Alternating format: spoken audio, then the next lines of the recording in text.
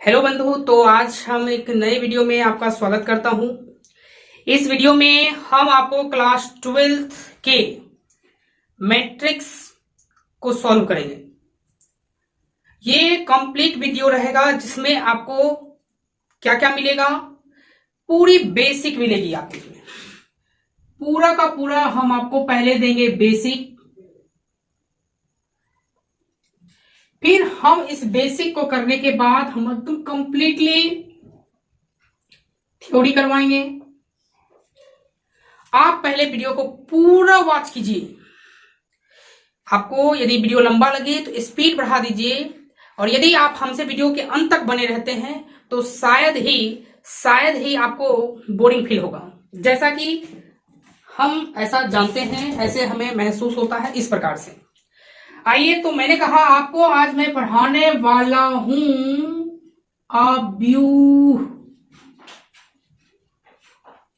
बिल्कुल वैसा स्टूडेंट इस वीडियो को देख सकता है जो क्लास 12th के इस बार एग्जाम देने जा रहे हैं, या वे बच्चे जो क्लास 11th में हैं और 12th का मैथ पढ़ना चाहते हैं। तो उनके लिए यह चैप्टर बिल्कुल बेसिक से है। आप मेरे वीडियो को कंप्लीट वॉच कीजिए, आपको दूसरा किसी और वीडियो को देखने की जरूरत नहीं पड़ेगी। ऐसा हमें विश्वास है। यदि आप हमसे अंत तक बने रहते हैं, बिल्कुल बोरिंग फील भी नहीं होने देंगे। आइए, तो हम मैट्रिक्स की अच्छे से स्टडी करते हैं। पहले देख लेते हैं थोड़ा सा कैमरा का सेटअप।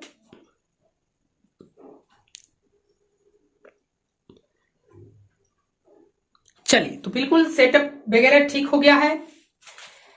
अव्यूह, जिसे अंग्रेजी में हम लोग कहते हैं मैट्रिक्स। क्या बोलते हैं? मैट्रिक्स। और इसे अंग्रेजी में कहा जाएगा मैट्राइसेज। जब इसका प्लूरल फॉर्म कहिएगा तो हो जाएगा मैट्राइसेज। आराम से चीजों को पहले आप ध्यान से सुन लीजिए। इसमें आपको बेसिक मिलेगा, थ्योरी मिलेगा, जितनी भी बातें बोलूंगा सारी बातें लिखावट के रूप में बोर्ड पे मिलेगी। इसीलिए बहुत सारे बच्चे होते हैं जो वीडियो देखते हैं, भगा के देखते हैं लिखा हुआ है या नहीं। बिल्कुल पहले कंप्लीट थ्योरी करवाऊंगा। वीडियो को देखिए, 2 वीडियो 3 वीडियो अपलोड होगी, उसमें कंप्लीट थ्योरी हो जाएगी और आपको थ्योरी देखने के बाद किसी और वीडियो देखने की जरूरत नहीं पड़ेगी। इसलिए आप कंप्लीट पहले बढ़िया से वॉच कीजिए, फिर हम लोग देखते हैं। मैंने कहा अव्यूह, जिसको अंग्रेजी में मैट्रिक्स और अंग्रेजी में मैट्राइसेज कहते हैं। ये देखिए, मैथ का जितना भी अध्याय होता है, सभी अध्याय का लाइफ से कुछ ना कुछ रिलेटेड होता है। कोई कहते नहीं हम मैथ पढ़ रहे हैं तो इसका काम कहां से आएगा, कब यूज होता है? यूज हो तो रहा है। आप मैट्रिक्स का इतने दिनों से यूज करते आ रहे हो, आपको पता ही नहीं है कि हम मैट्रिक्स का यूज इतने दिनों से। जी हाँ, जब आप वीडियो देख रहे हो, इससे पहले से ही आप मैट्रिक्स यूज कर रहे हैं, भले पढ़े नहीं हो। क्योंकि क्या पता, यदि आपको उस समय कहा दिया जाता कि यह क्लास 12th में मैट्रिक्स पढ़ना है, फिर आप वहां पे ही डर जाते, ये इतना बड़ा चैप्टर कैसे। इसीलिए आपने कभी ना कभी पंक्ति के बारे में सुने होंगे। कहा जाता होगा कि सभी बच्चे लाइन में लग जाएं। तो जब भी ऐसा कहा जाता होगा कि सभी बच्चे लाइन में लग जाएं, तो कहीं ना कहीं ये लाइन पंक्ति में लग जाएं। इसी पंक्ति को तो हम लोग क्लास 12th में चैप्टर बना दिए मैट्रिक्स। तो आइए हम लोग मैट्रिक्स के बारे में देखते हैं। जब भी आप सुने होंगे कि जब भी हम लोग मैट्रिक्स की बात करते हैं, मैंने कहा पंक्ति। आपको स्कूल में कहा जाता होगा 3 लाइन में लगो, 4 लाइन में लगो। अजी 4 लाइन में लगेगा तो कुछ ना कुछ आदमी ही होगा। हो सकता है 10 आदमी लाइन में लगे, 20 लगे, 25 लगे, 30 लगे, 40 लगे, जितना भी लाइन लग जाए, कहीं ना कहीं वो 30 आदमी का समूह होगा, 20 आदमी का समूह होगा। इसी समूह को हम लोग गणित शब्दावली में कहते हैं mn। क्या कहते हैं? mn। जब mn, अब mn का मतलब क्या होता है? mn का मतलब होता है m into n। ये बात ध्यान रखें। क्या आप 23 को ऐसा लिख सकते हैं जनाब, 2 into 3? नो सर, ऐसा कभी नहीं लिखा जा सकता है। क्या आप 45 को लिख सकते हैं 4 गुने 5? बिल्कुल नहीं लिख सकते हैं, ये संभव ही नहीं है, पॉसिबल ही नहीं है, डोंट पॉसिबल। इसीलिए एम एन का मतलब एम गुना एन अक्षर में संभव है, जबकि अंक में संभव नहीं है। वापस समझिए, एम गुना एन मतलब एम एन लिख सकते हैं, लेकिन 2 गुना 3 को 23 नहीं लिख सकते हो। समझ में आई? बिल्कुल। तो जब एम एन संख्या को, चलिए वीडियो लंबा हो जाएगा इसलिए पहले परिभाषा को हम अच्छे ढंग से लिख देते हैं। चलिए तो फाइनली लिखने के बाद आइए परिभाषा को अच्छे से समझते हैं। जब एम एन संख्या को, यानी m इंटू एन मतलब m इंटू एन वाली कोई संख्या होगी, m इंटू एन का मतलब 2 इंटू 3 मतलब 6, ठीक है, संख्या को m पंक्ति एवं n स्तंभ वाला आयताकार सारणी में व्यवस्थित किया जाता है, तो इस आयताकार सारणी को ही क्या कहते हैं? आव्यूह कहते हैं। जब mn संख्याओं में mn संख्या कोई है, ठीक है, और उस संख्या को हम m पंक्ति एवं n स्तंभ, इस बात को ध्यान रखेंगे, m पंक्ति और n स्तंभ में यदि डिनोट किया जाता है तो उसे हम लोग क्या कहते हैं? आव्यूह कहते हैं। जैसे एज फॉर, यदि एग्जाम्पल की बात करूं, एग्जाम्पल में जैसे मैंने दिया 2 3 4 5 6 7, इस प्रकार से मैंने यहां पर कुछ जो लिखे हैं संख्या, इस संख्या कितनी संख्या 1 2 3 4 5 6, यानी 6 संख्या को m पंक्ति, इसको पंक्ति कहते हैं, 1 पंक्ति 2 पंक्ति एवं n स्तंभ 1 2 3 स्तंभ वाला आयताकार सारणी में, ये सारणी कैसा बन रहा है? आयताकार, क्योंकि आयत कैसा बनता है? ऐसा, बिल्कुल, ये तो आयताकार सारणी बनता है, लेकिन इसमें से हम लोग आधा इधर से, 3 कोना इधर से इधर खा जाते हैं, और इस प्रकार से इसको इस सारणी में रखा जाता है ना। कैसे आयताकार सारणी में? देखें, इसी को हम लोग कहते हैं आव्यूह। ये आव्यूह हुआ। अब जैसे आपको कोई कह दे क्या ये आव्यूह है, तो आप इसको ध्यान से देखेंगे, ये तो आव्यूह आयताकार ढंग से बना ही नहीं, इसीलिए ये आव्यूह नहीं है। अब इस ब्रैकेट के अंदर में जो दिख रहा है इसको हम लोग कहते हैं अवयव। आव्यूह के अंदर में जो ये संख्याएं दिख रही है, इस संख्याओं को कहते हैं अवयव। चलिए ध्यान दीजिएगा। तो आव्यूह के अवयव को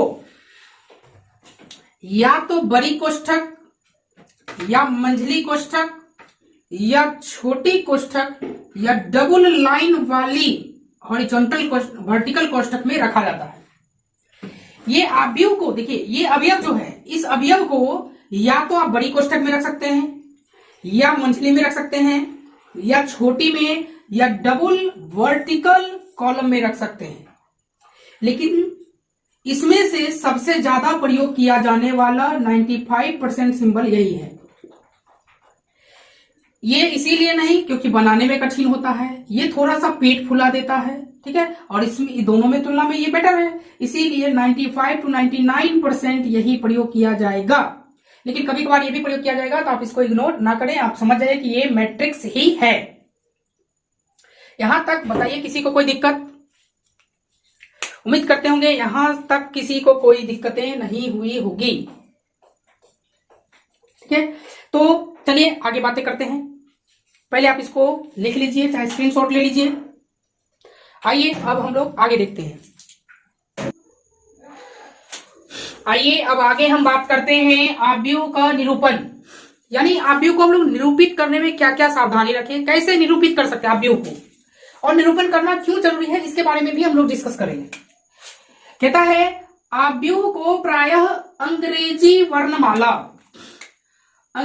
वर्णमाला के बड़े अक्षर यानी कैपिटल लेटर तथा इसके अवयवों को छोटे अक्षर के द्वि अनुलग्नक, द्वि माने 2 के साथ कोष्ठक में लिखकर प्रयोग किया जाता है। जैसे यहां मैंने एक आव्यूह का एग्जाम्पल लिया है। अब इस आव्यूह को प्रायः यदि आपको रिप्रेजेंट करना है तो आपको अंग्रेजी वर्णमाला का कोई भी बड़ा लेटर लेना है। जैसे इस, ध्यान सुनिए, इसमें जो मैंने रेड कलर से लिखा है, ये रेड कलर वाला सभी के सभी क्या है? अवयव। अब इस सभी अवयव को हम एक आयताकार सारणी से रिप्रेजेंट कर दिए हैं, जिसको आव्यूह कहते हैं। अब इस आव्यूह को हम सूचित करने के लिए हम कोई भी अंग्रेजी वर्णमाला का कैपिटल लेटर यूज कर सकते हैं। मैं आपको यह भी बताऊंगा कि हम अंग्रेजी वर्णमाला के कैपिटल लेटर ही क्यों यूज करते हैं, क्या जरूरत आन पड़ी कि यूज करना पड़ा। बहुत ही गजब का है लॉजिक, आराम से वीडियो को देखिए। तो कोष्ठक में लिखकर प्रयोग किया जाता है, इस बात को ध्यान रखिएगा। अब यहां हमने लिखा है द्वि अनुलग्नक। द्वि अनुलग्नक का मतलब होता है, द्वि माने दो, और यहां पर किस चीज की दो बारे में बात की जा रही है? तो एक के बारे में बात की जा रही है वो है पंक्ति, और दूसरा बारे में जो बात की जा रही है वो है स्तंभ। पंक्ति जो पड़ी हुई लाइन रहती है, पड़ी लाइन को कहते हैं पंक्ति, और जो खड़ी लाइन रहती है उसको कहते हैं स्तंभ। पंक्ति को हम लोग दूसरी भाषा में कहते हैं पड़ी, और स्तंभ को दूसरी भाषा में कहते हैं खड़ी। पड़ी, खड़ी। तो जो ऐसी लाइन होगी उसको हम लोग पंक्ति, जिसे अंग्रेजी में हम लोग रो के नाम से जानते हैं, रो, और स्तंभ को अंग्रेजी में कॉलम के नाम से जानते हैं। तो आपको यहां द्वि अनुलग्नक का मतलब, इसमें दो अनुलग्नक दिखेंगे, एक पंक्ति एक स्तंभ। ध्यान से देखिए, पंक्ति ऐसे चलती है, ये रहा पंक्ति, पंक्ति। तो कुल कितने पंक्ति हो गए? एक और एक, दो पंक्ति। कितने स्तंभ हो गए? तीन। टोटल अवयव कितना है? 6। इसीलिए बीच में सिंबल क्या देना पड़ेगा? गुना। क्योंकि गुना नहीं देंगे तो अवयव का पता नहीं चलेगा कितने अवयव हैं, इसीलिए गुना का सिंबल देना है। तो इसको हम लोग कहते हैं पंक्ति, इसको कहते हैं स्तंभ। लेकिन यहां पे मैंने कहा अनुलग्नक का मतलब होता है, एक को कहते हैं पंक्ति और एक को कहते हैं स्तंभ। एक को पंक्ति कहते हैं, एक को स्तंभ कहते हैं। अब यहां जो पंक्ति है, ध्यान से समझिएगा, हम इसकी एड्रेस लिखने जा रहे हैं। एड्रेस जैसे आप लोग का भी कुछ ना एड्रेस होता होगा, घर, बाहर, बंगला, ये वो, हैंड टेन। जैसे आप मेरे यहाँ कभी पहुंचना चाहते होंगे तो आपको मेरा एड्रेस जानना होगा कि आपका एड्रेस क्या है, आप कहाँ रहते हैं, इसके बारे में आपको बतानी होगी। तो मैंने यहां कहा कि हम लोग इसका एड्रेस देखेंगे। जैसे ध्यान से देखिए, मैंने कहा ये पंक्ति है, ये भी है पहली पंक्ति, ये भी है पहली पंक्ति, ये भी है पहली पंक्ति, ये है दूसरी पंक्ति, दूसरी पंक्ति, दूसरी पंक्ति। तो मैंने यहां पर एड्रेस बार में लिख दिया ये पंक्ति। अब इसको हम कहते हैं पहला स्तंभ। ये हो गया पहला स्तंभ, पहला स्तंभ। ये हो गया दूसरा स्तंभ, दूसरा स्तंभ। ये है तीसरा स्तंभ, तीसरा स्तंभ। इस प्रकार से ये इसका आव्यूह का निरूपण समाप्त हुआ। आव्यूह का निरूपण करना क्यों जरूरी है? आप अपना एड्रेस किसी को क्यों बताते हैं? ताकि आपसे कांटेक्ट कर सके। उसी प्रकार हम आव्यूह से कांटेक्ट कर सकें कि A22 कौन है, A21 कौन कौन है, हम आसानी से इसका पता लगा सकें। पहले आप इसको आराम से नोटिस कीजिए। आइए अब हम इस टॉपिक में समझते हैं, वीडियो को आगे कंटिन्यू। उम्मीद करते हैं यहां तक आपको बिल्कुल मजा आया होगा। अब हम ये समझाने का प्रयास कर रहे हैं कि आव्यूह का निरूपण क्यों जरूरी है। मैथ को रटिए नहीं, फील कीजिए, हम आपको फील करवाएंगे। मैंने कहा आपको कि आव्यूह को निरूपण करना क्यों जरूरी है, क्या आन पड़ी कि इसको निरूपण करना है। आइए इसको समझते हैं। मैंने अभी आपको एमएन के बारे में समझाया था। मान लीजिए कि 6 सदस्य वाला, 6 सदस्य, कुछ भी मान लीजिए 6 सदस्य कोई है। मैं कहूं यदि आप इस 6 सदस्य को आव्यूह में थोड़ा सा रिप्रेजेंट करें, निरूपण करें, तो आप कैसे कर सकते हैं? आप जब इस 6 सदस्य को निरूपण करना स्टार्ट करेंगे, जैसे मैंने A, B, C, D, E, F, ये मैंने एक निरूपण किया है ना। 6 सदस्य आव्यूह क्यों है? क्योंकि इसमें एक पंक्ति है। आव्यूह वही कहलाएगा जिसमें पंक्ति हो और जिसमें स्तंभ हो। लेकिन पंक्ति में भी सभी अवयव, स्तंभ के भी सभी अवयव भरे पड़े हों तभी। जैसे ये एक पंक्ति है तो एक पंक्ति में सब अवयव है। ये एक स्तंभ, दूसरा, तीसरा, चौथा, पांचवा, छठा स्तंभ। इसका मतलब यदि मैं इसकी ऑर्डर लिखूं तो एक पंक्ति 6 स्तंभ। यदि मैं इस 6 अवयव को कुछ और तरीके से रिप्रेजेंट करना चाहूं तो मैं कुछ इस प्रकार रिप्रेजेंट कर सकता हूं। आप कहेंगे डेफिनेटली, बिल्कुल कर सकते हैं।